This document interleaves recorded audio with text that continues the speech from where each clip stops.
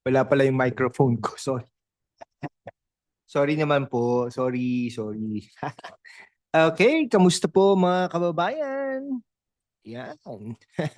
Ayun, maganda po kasi yung ganito, no? Yung recorded as live, no? Anything goes. Hindi natin masasabi kung ano yung nangyayari. Anyway, kamusta mga kaibigan sa Pilipinas at sa buong mundo, no? From Los Angeles. Pero bago po tayo mag-continue, Ah, gusto ko lang po sanang kamustahin ang mga kababayan natin diyan sa Los Angeles, no. Balita po natin, medyo nagkakagulo po diyan.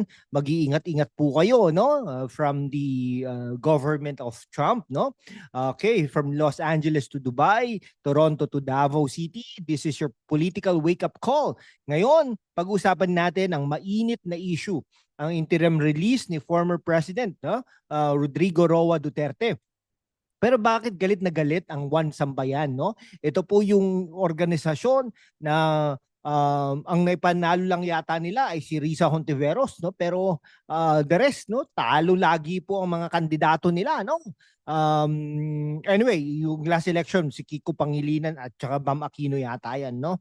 Pero anyway, sabi nila, it's a pagtraidor sa hustisya for the so-called EJK victims. Pero totoo ba yan o puro drama lang? Yan, ha? Puro drama lang, no? Let's dive into the facts, the fiction, and the political circus na nangyayari sa ating bayan. Alam nyo, nung ako'y naglalakad sa Makati, may nakita akong poster ng One Sambayan, no? Kala ko concert ng bagong banda, no? Pero hindi, mga kaibigan, it's a group shouting hustisya while pointing fingers at FPRRD. Pero teka, sino ba talaga ang nasa likod ng mga ingay na ito? Okay, today we're breaking down the interim release issue, ha, kung bakit hiniling ni FPRRD ang pansamantalang paglaya mula sa ICC, bakit tutol ang One Sambayan, at kung anong ibig sabihin nito for Philippine politics. We will look at both sides. Pero let's be real, ha, may mga bias ang media at kami rito, we're Team Duterte with a twist of critical thinking. We will unpack the EJK narrative, no? Question, One Sambayan motives, and explore how this affects you, lalo na ang mga OFW sa Saudi, Singapore at Hong Kong na nanonood ngayon. Before we start, i-hit nyo na ang subscribe button, i-like ang video at i-share sa mga kaibigan nyo sa Sydney, Dubai o kahit saan. Kung gusto nyong suportahan ang content na ito, mag-super thanks na rin, ha, para naman may pangkape kami habang ginagawa ang ilang mga minutong deep dive na ito. Okay, no? Okay, so let's set the stage. The Philippines is a political telenovela, mga kaibigan. On one side, you've got FPRRD, a man who transformed Davao, and for many, the nation. On the other, groups, no, like One Sambayan, claiming to fight for justice, but maybe, just maybe, playing a different game. We will analyze this with data, history, and a bit of chismis, style, storytelling to keep you hooked. Ready na ba kayo? Let's go! So ano nga ba ang interim release? Former President Rodrigo Roa Duterte, currently detained in The Hague, no, has asked the ICC for temporary release to an undisclosed country, citing his age and health. His lawyers argue na hindi siya tatakas at walang balak gumawa ng krimen, no? Pero sabi ng One Sambayan, traitor sa hustisya, no? Talagang exaggerated naman tong One Sambayan. Pero teka, let's look at the facts. According to Reuters, Duterte's request is grounded on humanitarian reasons. His advanced age and promise to comply with ICC conditions. Pero ang One Sambayan, kasamang ilang EJK victims representatives, galit na galit. Sabi nila, let him go is a slap in the face to the thousands allegedly killed in the drug war.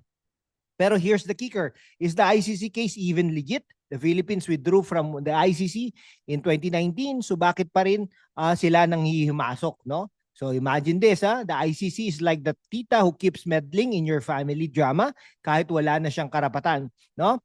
Ang One Sambayan, they are like the chismosa neighbor who amplifies the drama sa group chat. Pero seryoso, bakit nga ba ang laki ng galit nila? Is it really about justice or is this a political vendetta against the Dutertes? Let me tell you a story. Si Mang Juan, a tricycle driver in Davao, once told me, nung Mayor si Digong, natulog ako ng mahimbing kasi safe ang kalsada. For many Filipinos, Duterte's tough stance on crime was a game changer. Pero ngayon, he's in The Hague. And groups like Juan Sambayan are painting him as a monster. Pero teka Mang Juan's story isn't unique. Maraming OFW sa Dubai at Qatar ang sasabihin, si Digong ang nagbigay ng pag-asa sa amin. So bakit biglang kontrabida siya sa narrative ng iba? Okay, Juan Sambayan is a coalition of groups pushing for good governance and opposing the Duterte legacy. No? Pero let's dig deeper. Sino ang mga big bosses sa likod nito? Many of their leaders are tied to the old Liberal Party elites. Yung mga dating nawala sa limelight nung nanalo si Duterte noong 2026. No? Coincidence? I think not. Their campaign against FPRRD's release smells like a political maneuver to keep the Dutertes down, lalo na't si Sara Duterte is still a powerhouse as a VP. Let's be real. Juan Sambayan's outrage feels scripted. Sabi nila, they're fighting for EJK victims. Pero bakit parang mas malakas ang ingay nila kaysa sa mga tunay na biktima? No? Post on X showed their supporters calling Duterte sa dakilang sinungaling. But where's the evidence na tatakas siya? Isn't it possible they are just scared of his influence? After all, he won the Davao mayoral race from a jail cell, That's some next level political swag, no? Sa mga OFW at sa Canada at Australia, pakinggan nyo ito. The ICC case against Duterte is a global power play.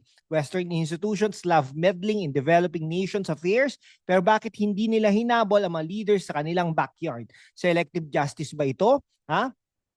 Think about it. Mga kaibigan, the Dutertes are a symbol of Filipino sovereignty and some groups can't stand that, no? The EJK narrative is the heart of the ICC case. Sabi ng critics, thousands died in Duterte drug war. The numbers vary, no? Some say 6,000, others claim over 20,000. Pero here's the tea. Many of these numbers came from unverified reports, no? The Philippine government's own data says around 6,000 deaths in police operations from 2016 to 2022, but not all were EJKs. Maraming kaso nanlaban ang suspects. Now, let's not sugarcoat it, Some innocents likely died, and that's tragic. Pero to paint Duterte as a mass murderer, that's a stretch. The drug war reduced crime rates in many cities. Ask anyone in Davao or Cebu. And let's not forget, the US and other countries have their own wars on drugs with collateral damage as well. Pero bakit si Digong lang ang pinunteriya? Picture this. The ICC walks into a bar and says, we're here for Duterte. Pero when you ask them about other world leaders with questionable records, biglang tahimik.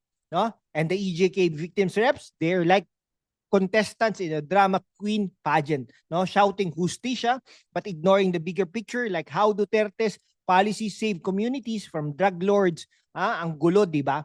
So let me share another story. Sa Ate Maria, an OFW in Riyadh, lost her brother to drug addiction before Duterte's term. She said, kung mas maaga lang ang drug war, buhay pa sana si Kuya. For every EJK claim, there's a story like Ate Maria's families who felt safer because of Duterte's iron fist. Pero bakit parang hindi naririnig ang boses nila? Enter Sara Duterte, the Vice President and Davao's pride. Despite the ICC case against her father, she's standing strong, leading with grace and grit. Pero bakit parang target din siya ng Juan Sambayan, no? Simple, she's a threat. The 2025 midterm showed the Duterte's enduring influence. FPRRD won as a Davao mayor and Sara's allies dominated the Senate race. Kaya naman galit na galit ang mga kritiko. Juan Sambayan's attack on FPRRD feels like a proxy war against Sara. They know she's a frontrunner for 2028. By keeping her father in the headlines, they are trying to tarnish her image. Pero let's be honest, Sara's track record as VP, pushing education reforms, supporting OFWs, speaks louder than their noise. Kaya naman mga kaibigan, don't fall for the trap. To our kababayans in Japan, Italy, and the UAE, Sara Duterte represents a Filipino spirit, resilient, unapologetic, and pro-people. While Juan Sambayan cries EJK, Sara's out there building schools and helping OFWs like you. So sino ang tunay na bayani? You decide. The interim release issue isn't just about Duterte, it's about sovereignty. If the ICC can dictate our leaders' fate, ano na ang mangyayari sa ating kalayaan? The Philippines needs The Philippines needs leaders like the Dutertes who prioritize Filipinos over foreign agendas. But we also need accountability. Kung may mali, ayusin. Pero wag nating hayaang gamitin ng EJK narrative para sirain ang legacy ng mga naglingkod sa bayan. So anong moral story? One sa bayan wants to play hero. Pero parang kontrabida pa rin ang peg nila, di ba? The Dutertes, they are like the main characters of this political telenovela. Flawed, but fighting for the masa. At sa dulo, ikaw ang magdidesisyon, mga kaibigan, Team Duterte o Team Drama. Kaya naman mga kaibigan, let's recap. The interim release ni FPRRD is a humanitarian request, not a getaway plan. One Sambayan's outrage feels more like politics than justice. And the EJK narrative, it's complicated. May katotohanan pero maraming exaggeration.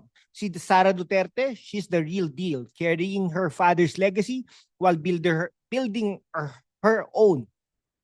This isn't just about one family. It's about our country's future, ha? Kung nagustuhan nyo ang deep dive na ito, i-hit ang subscribe button ngayon, ha? I-like, i-comment, at i-share sa mga kaibigan nyo sa Dubai, Toronto, o kahit sa Zamboanga City. Tell us, Team Duterte ka ba? O may ibang opinion ka? Drop it in the comment section. At para sa mga OFW, ha? Sa Qatar, Singapore, at LA, support us with super thanks, please. Para naman may pang-adobo kami next episode. Sa mga kababayan natin no, sa US, no, Canada, Australia at lahat ng sulok ng mundo. Salamat sa panonood ha. Stay proud, stay Pinoy, and let's keep fighting for a better Philippines. This is #WalkWithLan signing off. Magkita-kita ulit tayo sa susunod na episode. Bye-bye.